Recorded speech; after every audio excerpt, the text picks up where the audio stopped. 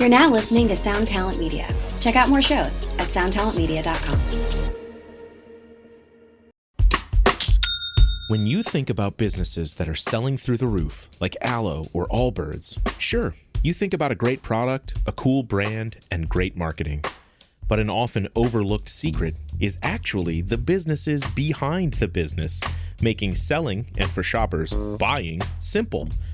For millions of businesses, that business is Shopify. Nobody does online business better than Shopify. It's home of Shop Pay, the #1 checkout in the world. You can use it to boost conversions up to 50%, meaning way less carts going abandoned and way more sales going through to checkout. Sign up for your $1 per month trial period at shopify.com/income, all lowercase. Go to shopify.com/income to upgrade your selling today. That's shopify.com/income. This episode is brought to you by Amazon. The holidays are here, and you know what that means? It's time to get your friends and family the gifts they deserve. Take the stress out of shopping with Amazon's great deals and low prices on a huge range of items from toys to tech and much more. Whoever you're gifting for, Amazon has great prices on everything you need this holiday season. Shop early holiday deals now.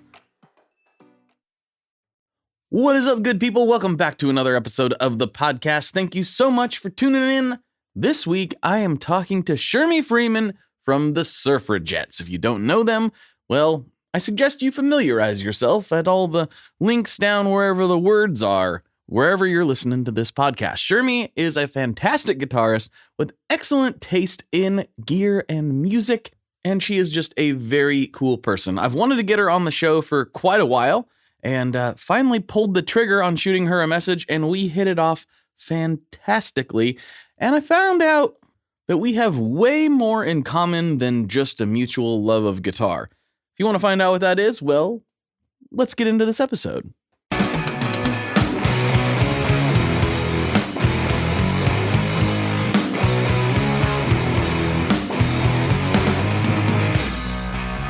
Hello, everyone. Welcome back to another episode of the Tone Mob Podcast, a show about guitar stuff, occasionally, sometimes. I'm your host, Blake Weiland, and with me today, I have Shermy from the Surfrajettes. What's happening? Hello, I'm just coming in here from Ontario in Canada. It's very cold already. Yes, of course it is. Yes. Well, you know, I think I first found you and your music through a couple different places, kind of all at the same time several years ago. I used to do some work with SolidgoldFx back in the day. Greg is a good buddy, so I remember him like sharing some of your stuff, and I was like, oh, that's cool. And then Ryan Burke from 60 Cycle Hum so it was like, oh man, this is great.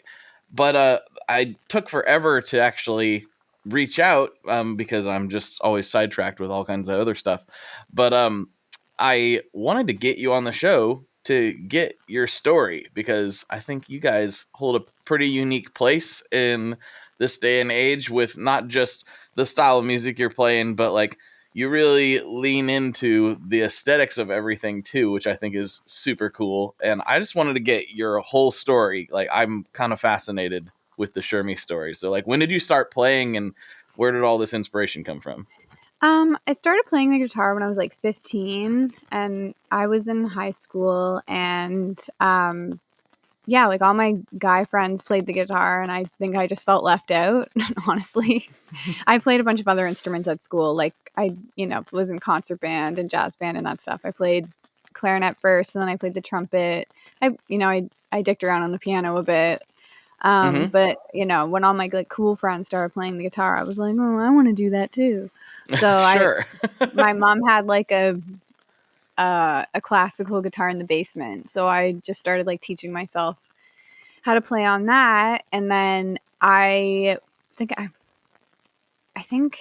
trying to remember, like, I remember I started playing, in like we had a lot of guitar related groups at the school I was at, where I live. And there was like an acoustic ensemble, and then there was also like a rock band and a blues band. So you could audition to be in like one of those bands. And it was like, I don't know, like I think the rock band was like seven piece band.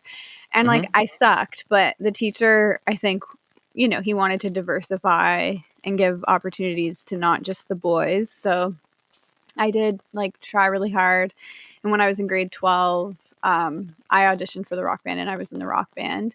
And Nicole, my other guitar player in the Surfrajettes, she went to the same school and she was 2 years behind me. But I was the first female player in the rock band and she was the first female player in the blues band on guitar. Oh, cool. Yeah. So we have like a similar story in that way. And that's like what we like connected on at school when we met. But we weren't like, to say we were acquaintances, like we weren't like friends. We were 2 years apart. We knew each other, but we weren't, yeah. So anyways, I remember I did not have any of the prerequisites to take guitar class in high school. So when I got to grade 12, I wanted to take guitar class and they told me, oh, you have to start in the 9th grade. And I was like, there's no way I'm doing that. So they were like, all right, fine. They made an exception and they let me they let me do the grade 12 class as long as I, was able to keep up with the pace of it. And I don't know, I transitioned fine into that class and I did really well. So that was like the last formal training I had was grade 12 guitar class, but it was good, to learn that kind of thing. I mean, I'm not a real technical learner. I'm more of like, I definitely learn by ear. I was used to playing instruments that required reading music, but I kind of threw that all out the window when I got to the guitar. So yeah, so that's kind of how I got started. Yeah. Yeah. Yeah. I totally relate to that. I started on piano myself and, it was a big focus on reading music and I found punk rock and all this other stuff and was like, I can do power chords. I don't need any of that stuff. Well, now I'm kicking myself and I'm like, 100%. Yeah, exactly. So what was your first band kind of separate from school activities? Well, the Surfrajettes. I wasn't in a band, like other than being in high school bands and being in the rock band at the high school. I wasn't in another band until the Surfrajettes. I didn't play guitar for like 9 years. Oh, whoa. Yeah. Whoa. I just played for a couple years in high school and then I just went out and did life and got a job and I didn't go to any post-secondary education or anything. I just went into the workforce and I just was like, well, this is my life now. And I didn't touch a guitar bass hardly at all for 9 years. What drew you back in? I think it was like 8 or 9 years. Mm-hmm. I think I was in a life that I started realizing that even though I'd found like new parts of my individuality, I think I realized I left a lot of parts behind. And I think I was in a really huge rut. I must have been like 26 or 27. And I remember the guitar really, helping me remember like things that made me happy at a simpler time in my life. And I think it kind of like pulled me out of, it's kind of ironic because it pulled me out of a rut, but it threw me into a life of like uncertainty and chaos. Which I always think it's ironic that the reason why we started playing, and I think everyone who was in the band, the first lineup of the Surfrajettes, I think we all kind of agreed like, oh, this would be a nice way to get away from our troubles and have like a fun thing to do together. And then it ended up very immediately being like very high pressure and very busy. But that's did you have a lot of attention really quickly? Is that why the pressure came on, or why did you guys feel that way? Well, I never had like a clear direction for the band whatsoever. It was honestly just to have fun, and I'd fallen in love with the surf scene in Toronto, and we used to go to like the Great Lakes Surf Battle and go to surf shows there, and I thought it was so fun and so cool. And then when I was talking about, oh, I'm starting a surf band, I think we had a gig booked before we had a bass player or a drummer. So we very quickly had to like find players. And if you want a challenge, start a girl band and try to find people, and especially when you live in like a rural community, like obviously we can drive to Toronto, but it was very hard to find people to be in the band at first, Sure. especially when we had 3 months before our first show. So yeah, it was like we kind of just like cobbled this together. And then, but when we showed up, we played our first show at Cherry Cola's in Toronto, and I remember showing up for our show, and I'd been to that bar many times for shows, but I'm not like tooting my own horn, I'm just saying I had never seen it that packed as for our first show. And I think it just piqued people's curiosity so much. Like, I think that people are used to seeing this type of music being played predominantly by men, and instruments played in these ways predominantly by men. So I think it just was like people were very curious about it. Mm-hmm. Yeah. And did you guys have was it the draw from just like the local scene? Was there a lot of immediate online attention, or some combination of both, or what? Like somehow the word had to get out. Yeah, I think like we'd made an Instagram, and it's not like it had like a ton of followers or anything, but yeah, I'd say when we first started, we were definitely surprised at how like quickly like the numbers were going up, and then we started posting videos. Like, I remember it was a different time where the algorithm is concerned. Okay, like I know a lot of people are complaining about the algorithm and stuff lately, and like don't worry, everyone's feeling the effect of that. But at the time, I think it was really crazy to see like how our videos were being viewed, and then all of a sudden it would like we'd have it posted for a couple weeks, but all of a sudden it would like go viral in Greece or something, or Mexico City. Like, it would just show where the videos were being viewed, and we're like, wow, people are watching our videos and this far away. So I think we're really lucky that we hit the internet at a really good time, and we were doing something. I think it's not like we're the first band of women to do what we're doing. I can't think of like that many other examples, but I think it was new on social media at the time. Like, it's like when we had our viral video with Toxic, I feel like the band has improved a ton since we did that video, but there's something about that video that we'll never be able to recreate because it's not new anymore. And I think when people saw that video, they were like, wow, what is this thing I've never seen before? So I always look at that as like, I'm not trying to recreate that, or I don't think it's something that can be recreated, but I am grateful for it and realize that I am able to do what we do because of this time in our band's career, you know? Yeah, 100%. I feel a little bit of that myself. I was actually a very similar age to yourself when I was feeling listless and just like, I don't want to be doing this. I want to be doing guitar things, and watching people do demos and do online content. And I was like, well, I'm sure I can do some version of that. I don't know what. And that's about the time I started the podcast. And I never think it's too late for anybody to start trying to make content or trying to do anything at all. But definitely the things that worked back then don't necessarily, they're not going to be, it's not that they won't work now. It's just that they're not going to be the slam dunk that they were back No, and then. it's kind of it can be discouraging now. Like, no offense to TikTokers. I wish I was on TikTok more, like, and could get that to work. But, it's like I almost feel like there's I don't know, like a vibe to videos now where it's like it's the ones that are viral are just so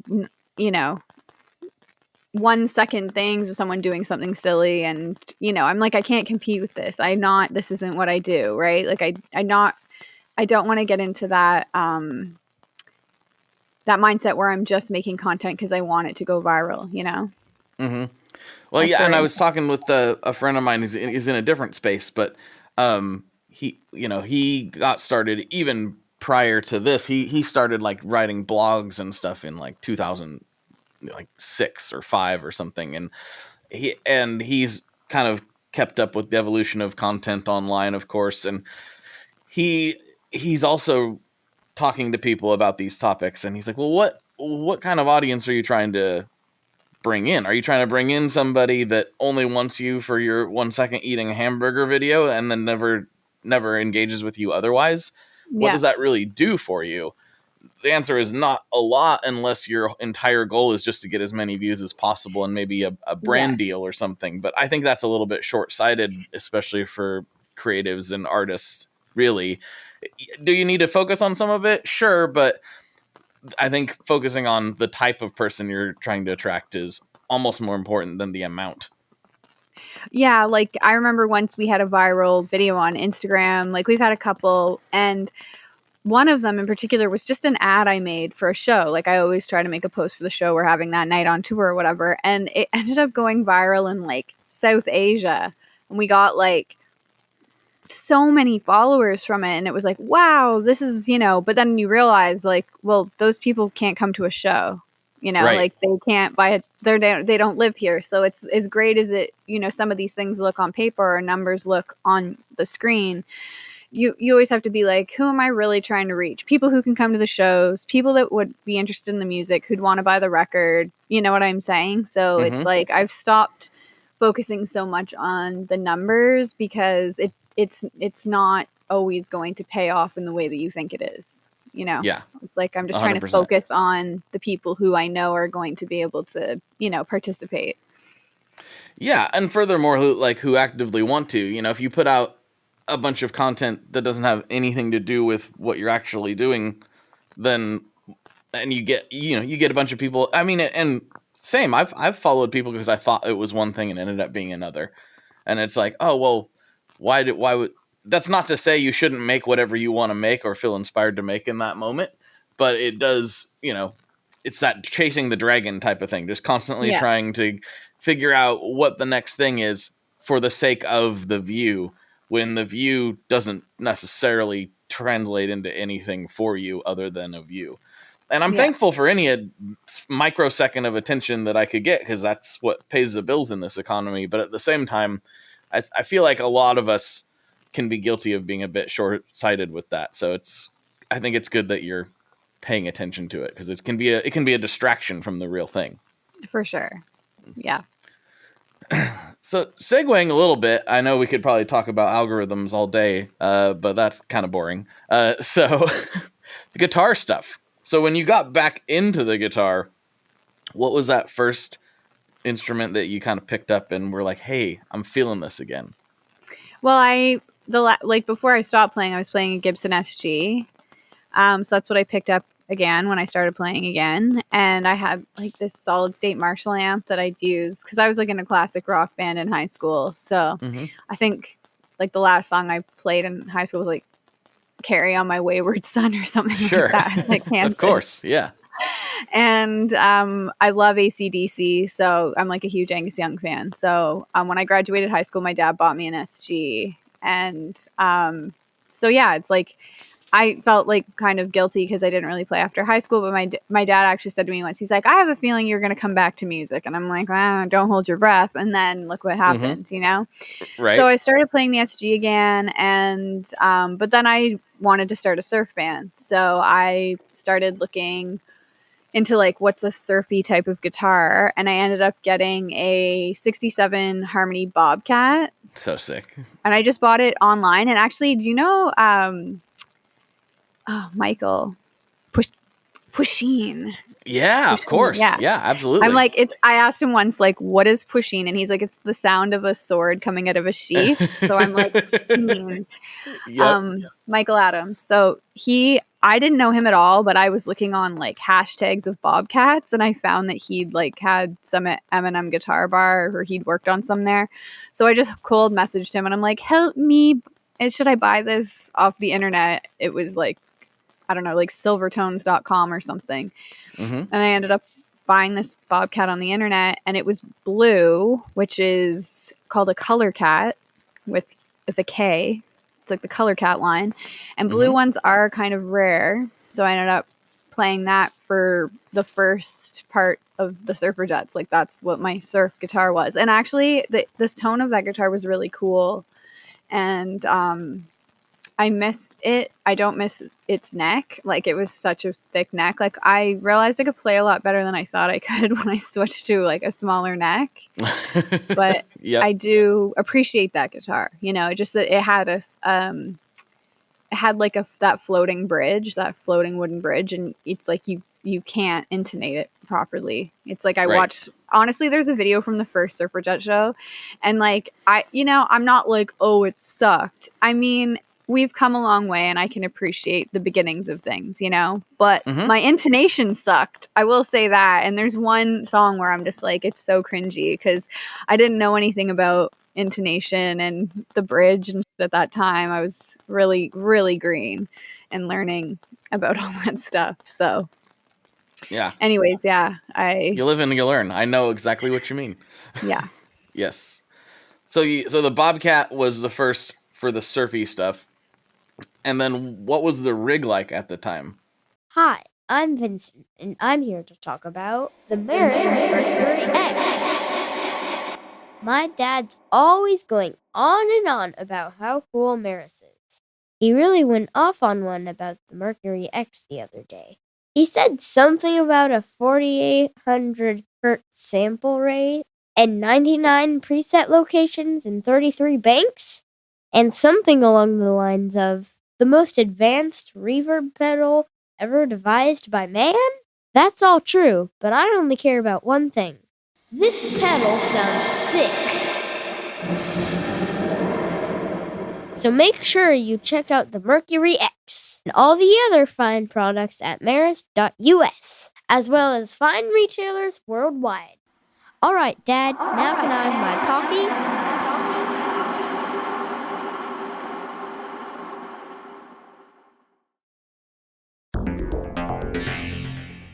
How exactly do artists get their music on Spotify, Apple Music, Deezer, Tidal, all these services? How in the world do you get your music there?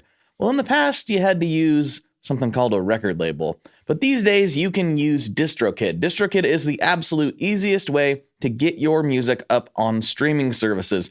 And it's the most affordable way to do so. Not only do plans start at $22.99 for the entire year, that's less than $2 a month, DistroKid also does not take a cut of your streaming revenue, unlike some other services out there.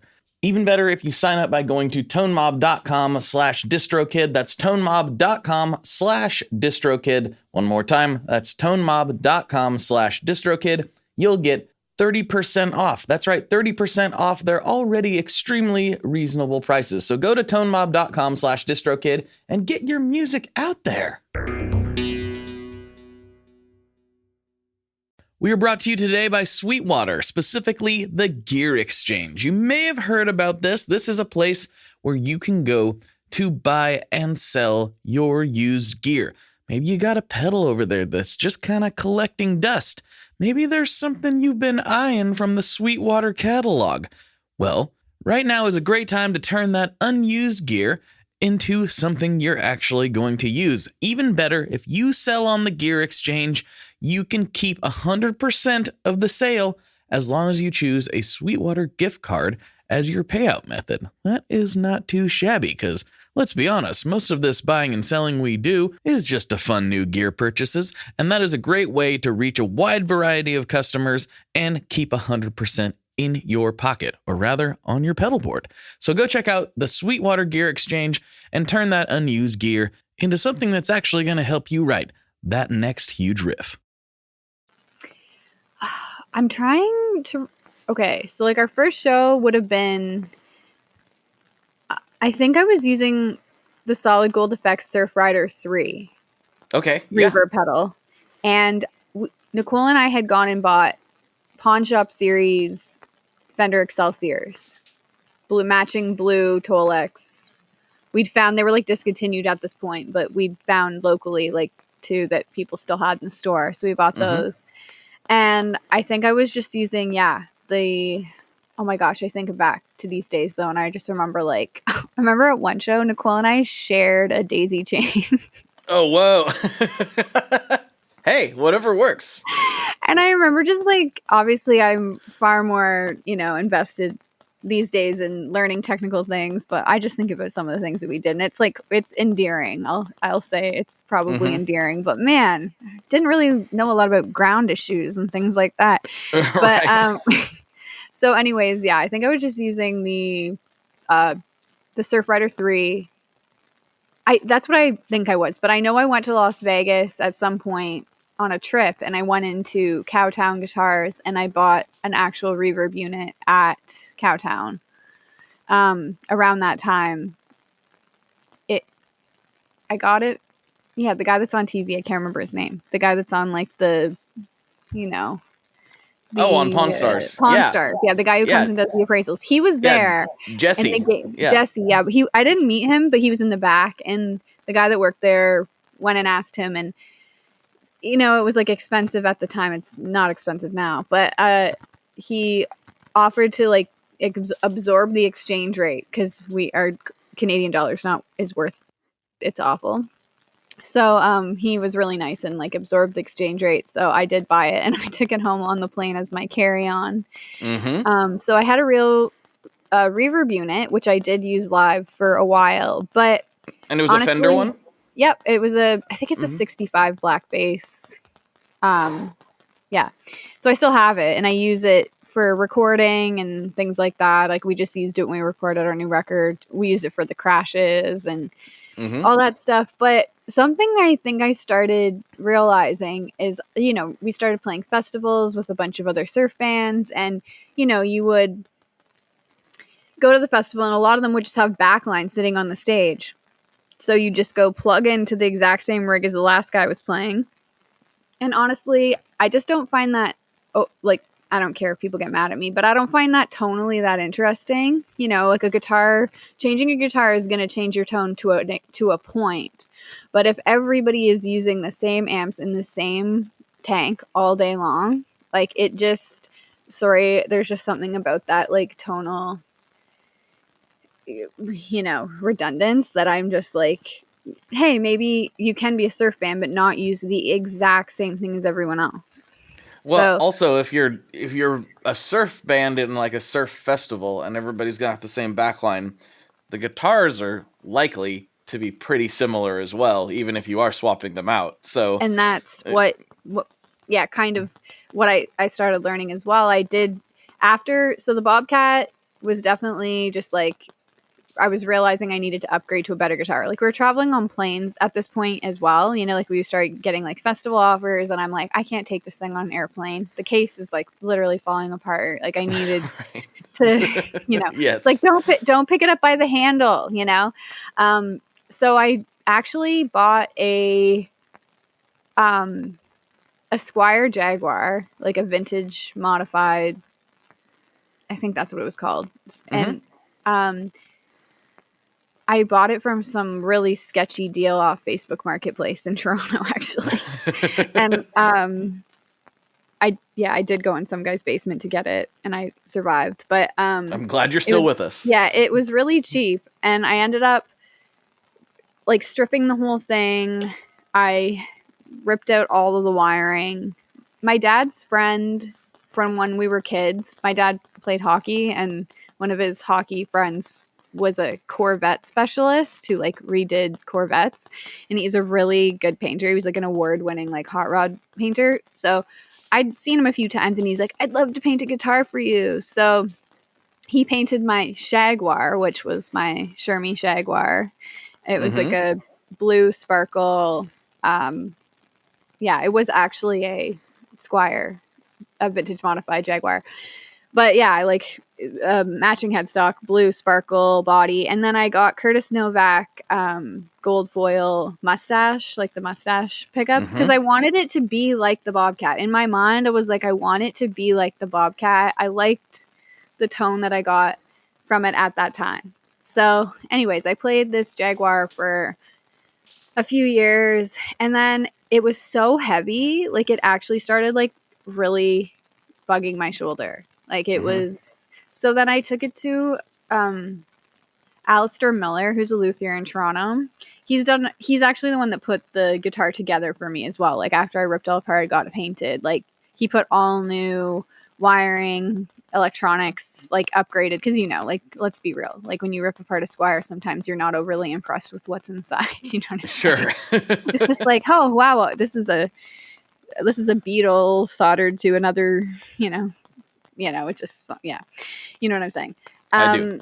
Yeah, so it was good to just upgrade all of but then as far as like the body goes and all that stuff, it was great. Like the neck, I really liked the neck. It was so heavy. So I had it actually drilled out. I was like, what do I have to lose? So we took the pick guard off and we just like drilled a whole bunch of holes in it to try to make it lighter. And I'll be honest, I didn't love it after that. Like it didn't do what I'd hoped it did. It made it lighter, but it did take out some of the low end. Like I just feel like it didn't sound bad and I still used it, but I was like, this might not have been the best right choice thing. Yeah. But I mean, it for me, it was trying to save something I really like worked hard on and I still wanted to use, but it just, yeah, it wasn't. Yeah. So from there I got talking to Vanessa Wheeler. Have you talked to Vanessa Wheeler before? I have not, but I do know who she is. Yeah. She, I remember posting like on Instagram or something like, oh, I'm thinking of building another guitar. What should I do? And, you know, a lot of people were like Mustang or do another Jaguar or whatever. And I was considering it and I wanted to find maybe something vintage that was lighter. But, Vanessa was like, oh, you should get a Creston Creature. And so from Creston Guitars in Vermont. And I'm thinking, I'm broke as like, that's not going to happen. So, but hey. So am I allowed to swear on this podcast? I don't know. Sorry. It's already been happening. So. Okay. Sorry. Should I not? I don't know. You're good. Okay. So I emailed Creston and just being like, hey, like, I don't even remember. I just asked him, like, do you have any parts I could buy or something? And he was just like, no, because it's like custom. Like, I don't really do that. And I'm like, fair. It was a long shot. But then him and I got talking and he seemed really interesting in making it happen, like regardless of, you know, what I could afford at the time.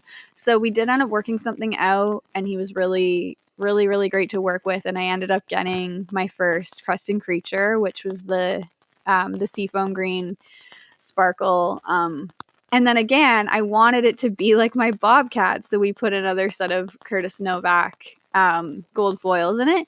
But they were like I think it was like, we went with like Guiatone wined ones instead of Diarmond this time. Mm-hmm. Is this like too nerdy? I don't know. No, this is perfect. What I'm supposed to be doing. No, this is perfect. Yeah, perfect. So we went with the Guiatone because they have like more of a bell tone, which is more Fendery.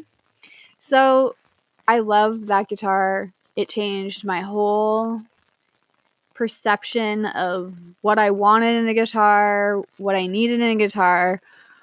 You know, like I'd always thought like my dream was to have like a vintage Jaguar. But after I got this Creston Creature, I was like, I don't want anything but this guitar ever again. And I mean, it can be tricky when like people want to sponsor you and shit like that. Like, you know, like we use Fender amps and all that stuff, but I have to be honest with them and say like, this is the guitar I'm supposed to be using. Like the Creston Creature is the guitar that I'm supposed to be using. 100%.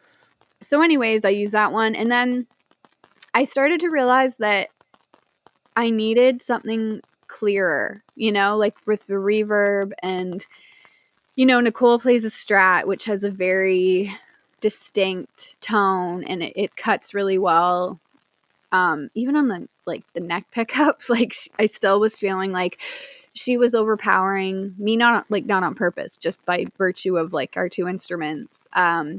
And we do a lot of trading with like rhythm and lead. So I was feeling like my low end was getting kind of lost. And then I was suggested to try Dynasonic pickups. Sorry, I'm just like getting ahead of myself and being like, you're good. Is that right? Yeah. Dynasonic, a friend suggested, I think that Dynasonic pickups would be perfect for you. And they were.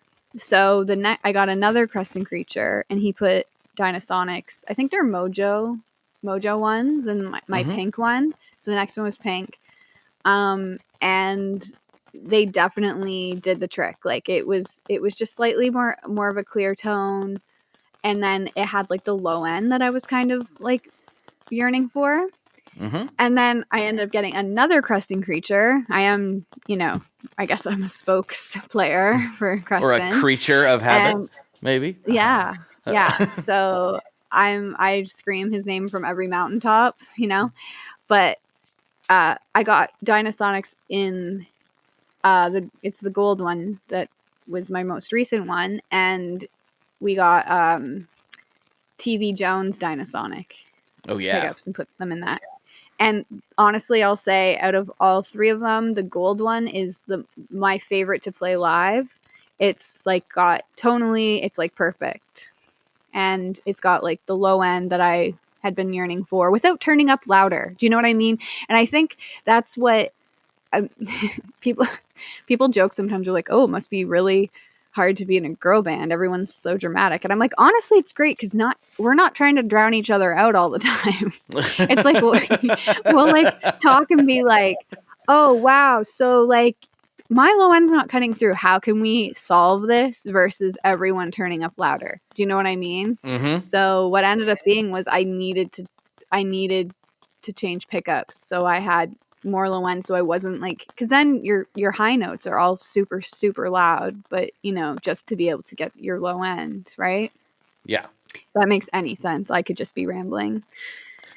no, it does, because like if you're cranking your amp up, you're going to perceive the low end as being more there, and in some amps it actually is, depending on how it works, right? Sure.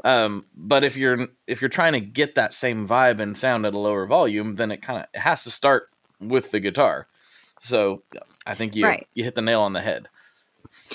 Yeah, and like we'd been using the Fender Excelsior amps for years, and then Fender did send us 2 of the Pro Reverb amps, and that really helped as well, because as much as I love the Excelsiors, they have no tonal control, like 0. Yeah. It's on and off, and then there's a reverb switch.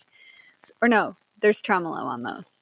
So having like the Pro Reverbs has helped a lot in just being able to actually control the output more. And yeah, we've just had more live experience, and playing around with different pedals and stuff like that. It's definitely made a difference. Mm-hmm. Yeah. So when you guys we've talked a lot about the live experience, which is obviously very important. But when you guys are recording, do you use the same stuff, or do you try to explore and play with different things?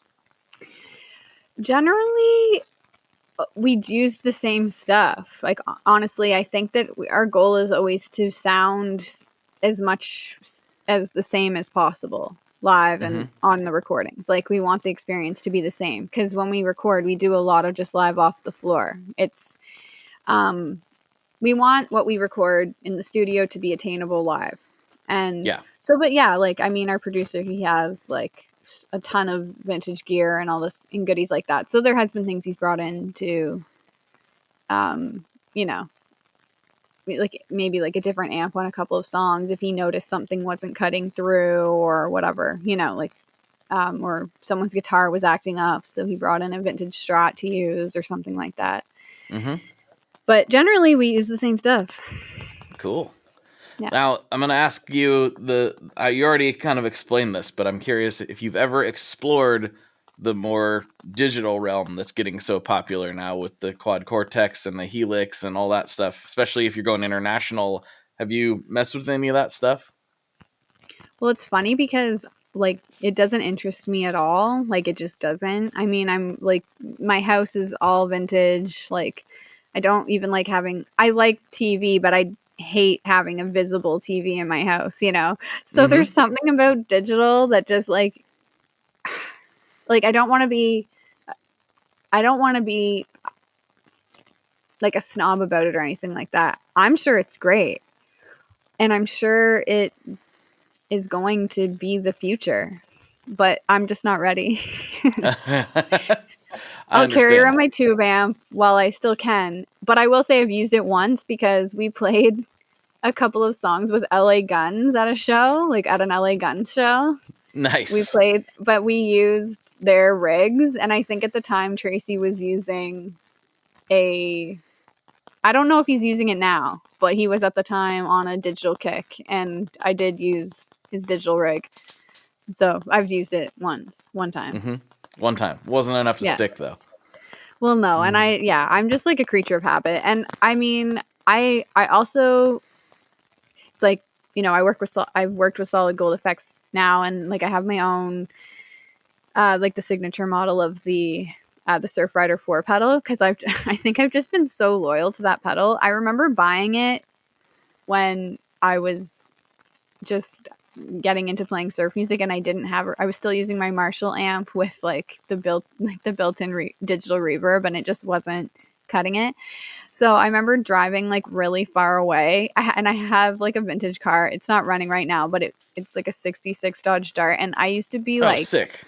And I used to be like, I don't want to say like irresponsible, because it wasn't like I was like, oh, this pedal, it's 3 hours away. Sure, I'll just jump in my unreliable car and drive there. And I remember breaking down on the off ramp it was a place called Oakville, Ontario, where the pedal was at a store. And I broke down on the off ramp, and I got the car going, and I got to the store, bought the pedal, and the guy that owned the store had to get me water to put in my radiator. So I could make it home. It's such a guitar player thing too. Yeah. Like we'll load, what's the classic meme that's gone around? Like we'll load, $5,000 worth of gear in a $2,000 car to go to play $100 gig. Like, my friend just sent me that meme this morning. That's so funny. Yeah. So true. So that's when I got the Surfrider 3, but then I just, a lot of people asked me, and the person who told me to get that pedal was actually from Ohio, which is funny because the pedal is Canadian, but Tones Chaser, Eric Coleman. You must have heard of, do you know Eric Coleman? Yeah, I've been following him for a long time. Mm-hmm. Yeah. So he was really helpful when I started playing as well. He was like, you should get the Surfrider pedal, it's really good. So I did, and I drove far away in my car. Well, it's not, but my unreliable vehicle to go and get it. But then people kept asking me about it online, and that's when I started posting guitar videos. And so SolidgoldFx like saw, like people are really responding to the pedal because she's using it. And then over the years, it's just like, oh, maybe one day we could do like a Shermy model. And then they brought out the Surfrider 4, and I did not want to change. Like I loved my tone. I was just like, no. And they were like, well, you're gonna have to, like, if we want to do this collaboration. And I'm just like, well, I'm really happy with how this sounds. Like, I don't think I want to change. But then this January, when we were recording the record, they sent me one, and I did change, and it is way better. Yeah. I just was being, like, I just don't like change in my tone. I like to be the same all the time. And so anyways, I tried it, I liked it, and then we did a signature model of it, and it went over really, really well. That's fantastic. Yeah, back in the day, one of my first pedals, and I've got way too many pedals now, but one of my very first pedals and my first delay pedal ever was actually the Electroman. Oh, cool.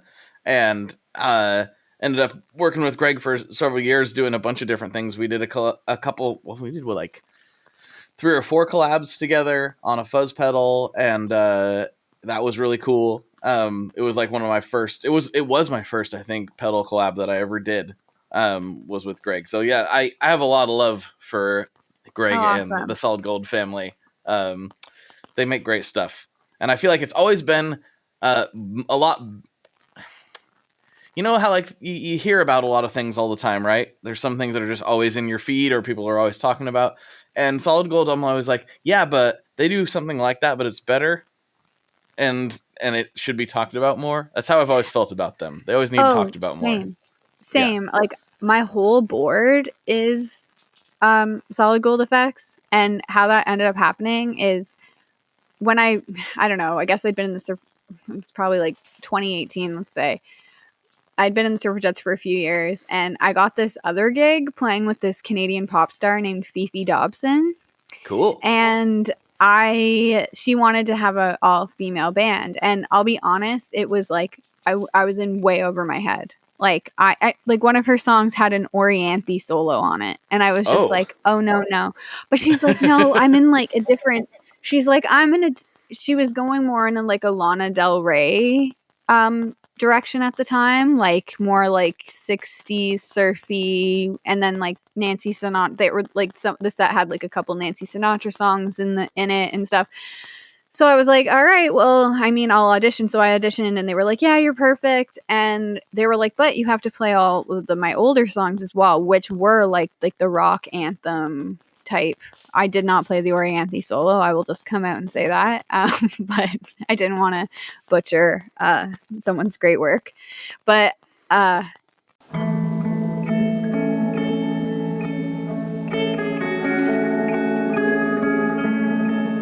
hello there. I'd like to introduce you to your new best friend, the Chase Bliss Audio Lossy. Lossy is a collaboration between Chase Bliss and Goodhertz. And it's meant to give you some control over those weird digital artifacts that come with very compressed audio. You're hearing it right now. All the changes that are taking place are strictly coming from my playing dynamics. I'm just interacting with the pedal and letting it do its thing. In some true stereo goodness. If you'd like some more details about Lossy, I'd invite you to head over to chaseblissaudio.com. I think you're going to like what you find.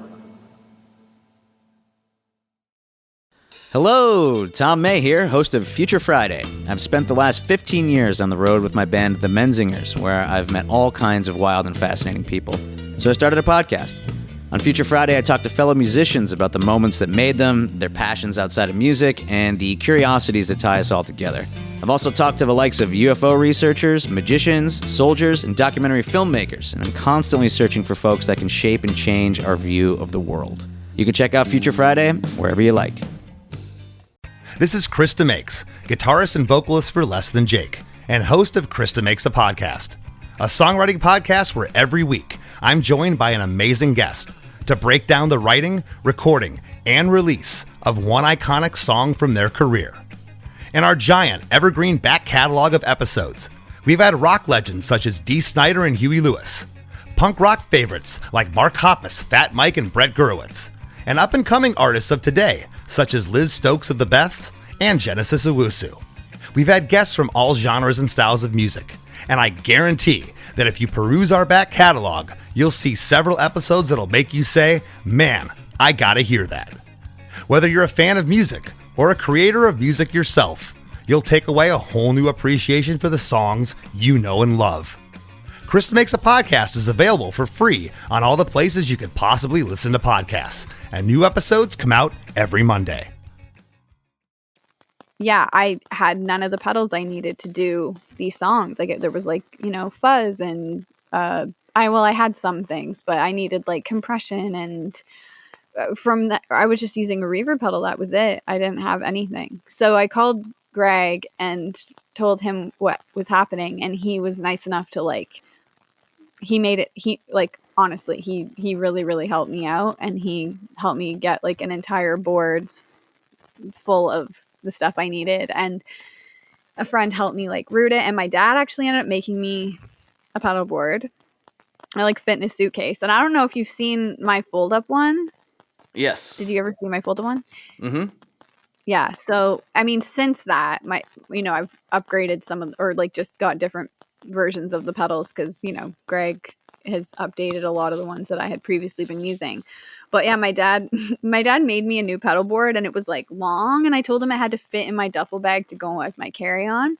And I felt like such a brat, calling my dad and being like, but I love this pedal board you made me, but it's too big and it won't not fit in the duffel bag. So he was just like, ugh, okay. So he took it and he just cut it in half and put hinges on it, and then put a handle on it and it folds in half and has a handle. And then I posted it and people like went crazy over this, you know, small footprint pedal board that my dad It's a great did idea. because it wouldn't fit in my duffel bag. And then a whole bunch of people like wanted one. He has made a couple of them for other people. So, I mean, he could go into the pedal board making business, I guess, if he wanted to. I have a couple of friends on that business. It can be a bit rough. But it's so cool that people responded Trying to get musicians to pay for things. Yeah. Yeah. That's one of the hardest things. That's one of the hardest things there is to do, right?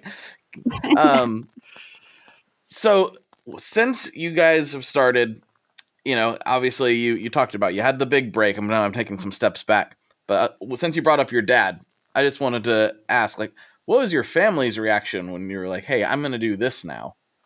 Like, were they supportive? Were they a bit hesitant, or how did that go?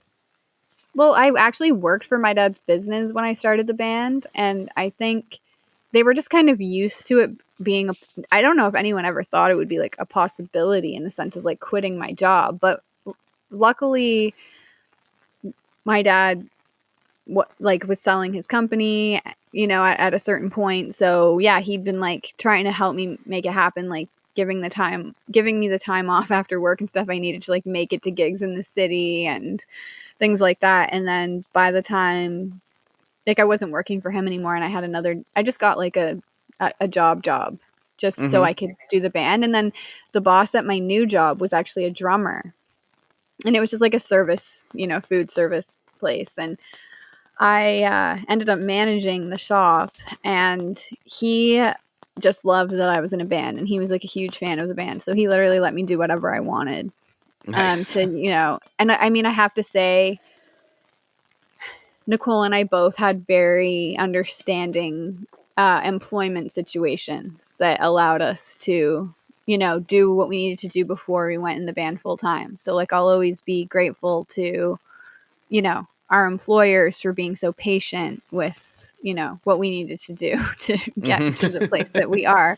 Because most people don't have that. Like, most people don't have that at all. So, no, my parents are like really proud. I mean, it is a weird life. And I'll say, like, yeah, like the uncertainty of it can definitely be a challenge. And you're always like working in the future. Like, you can't just like sit back and be like, oh, well, I'm good now, you know.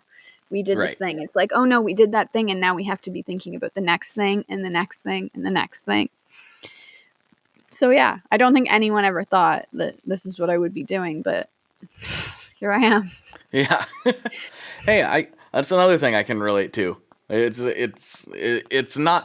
probably, I don't want to put words in your mouth, but it's probably somewhat similar in that looking from now backwards, it seems obvious. It's like, well, of course you were going to end up doing something like that. But, you know, when you're in the middle of trying to figure things out in your 20s and whatever, everything's like, I don't know. I don't know what I want to do. I want to do this thing. I want to do that thing. I want to do, you know, but everyone's telling you, no, you got to do this. And it can feel a bit murky, but then you know, hindsight being 2020, it all makes sense, right? Well, yeah. And I think it's kind of worked out for me in a sense that, you know, I always worked in like blue collar jobs. Like, that's what I did.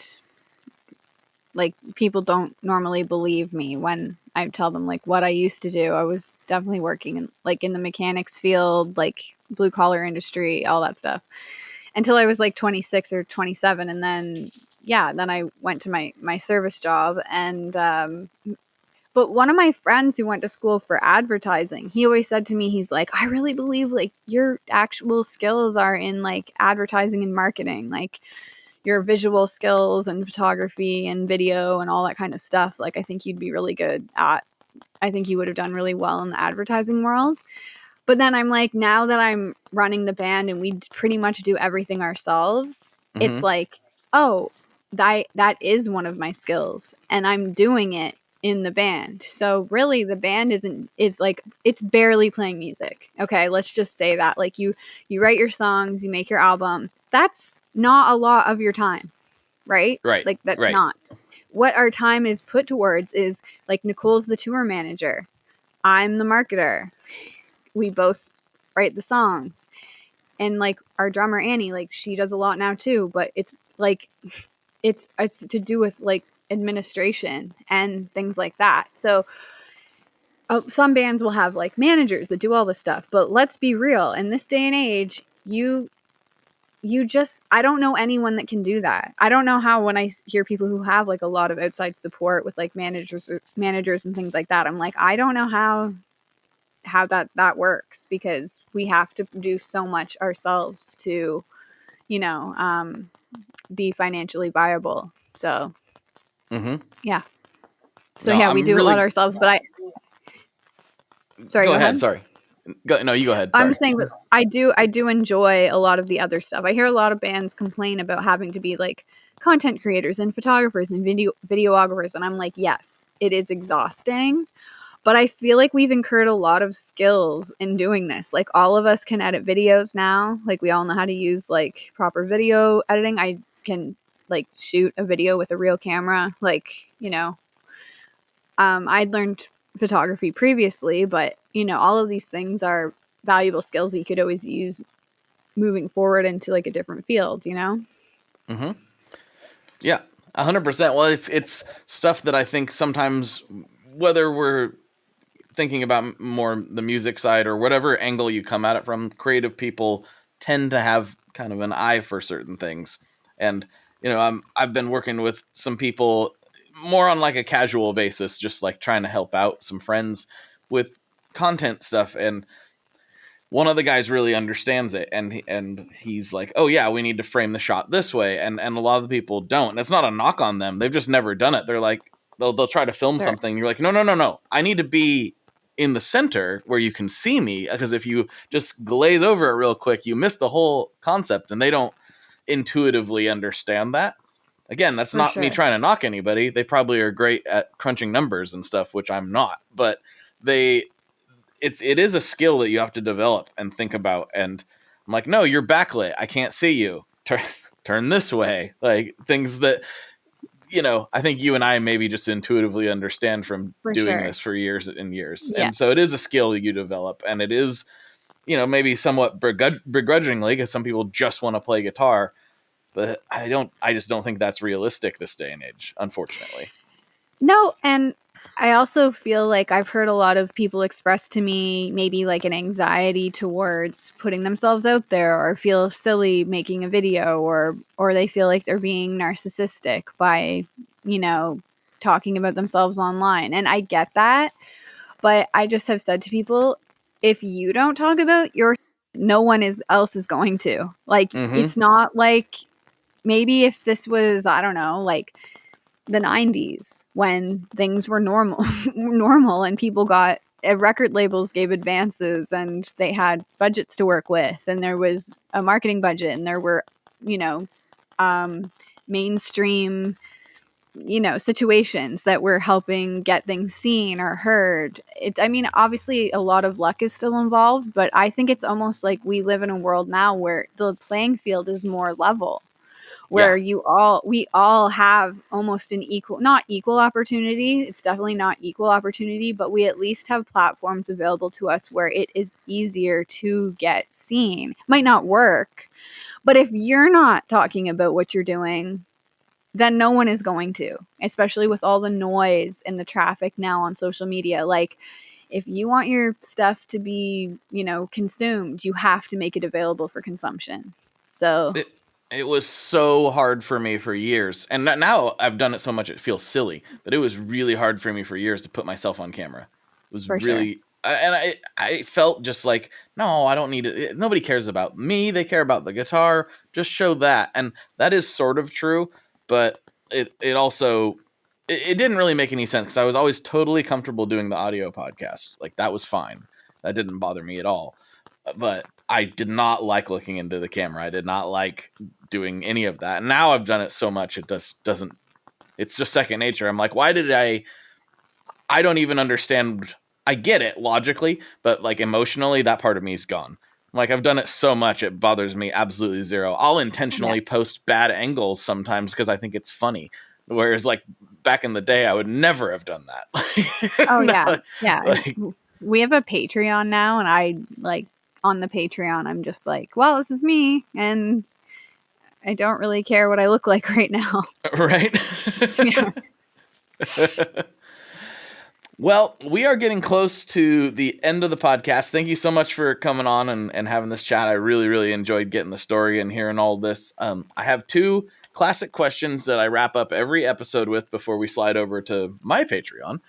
Okay. But before I do that, I like to give the guests a chance to take the stage. You're talking to a few thousand people right now.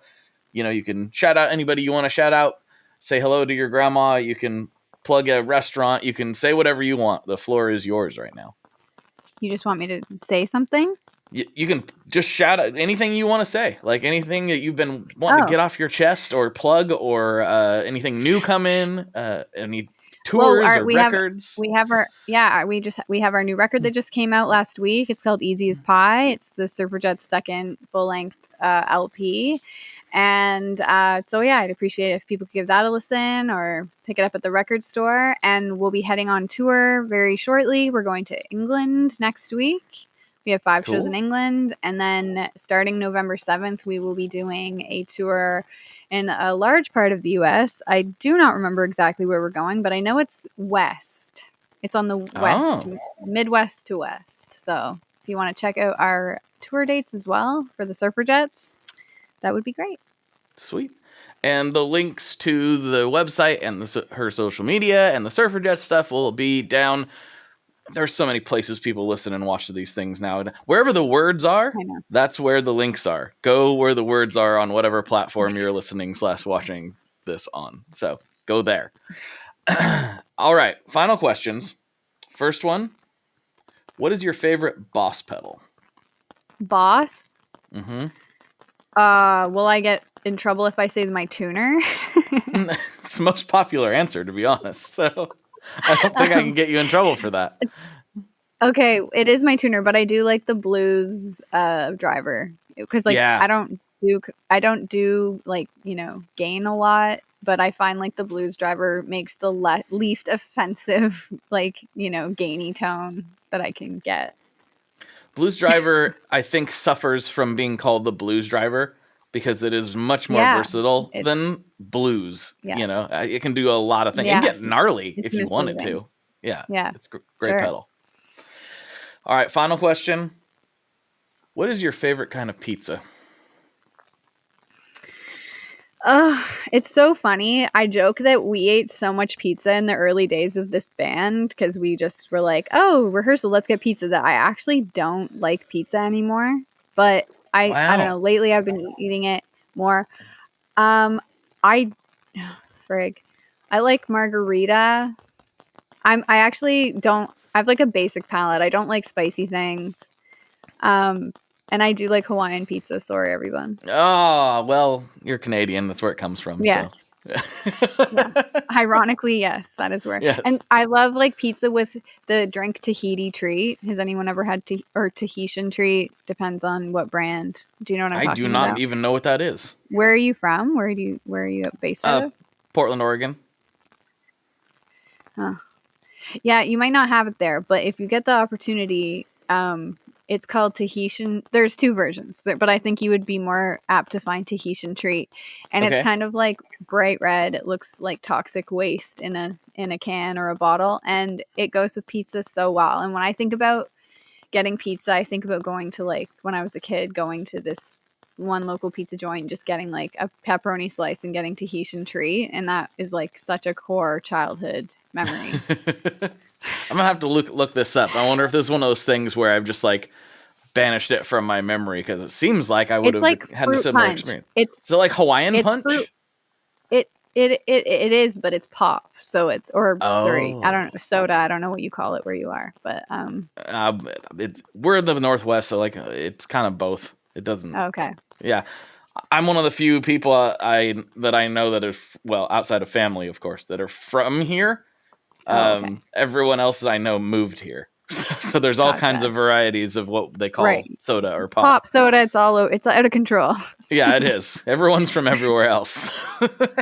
So, well, Shermy, thank you so much for coming on. I really appreciate you. I'm excited to talk about some stuff that I think we have mutual interest in over on Patreon. So we'll hang this up and slide over there if that works for you. Okay.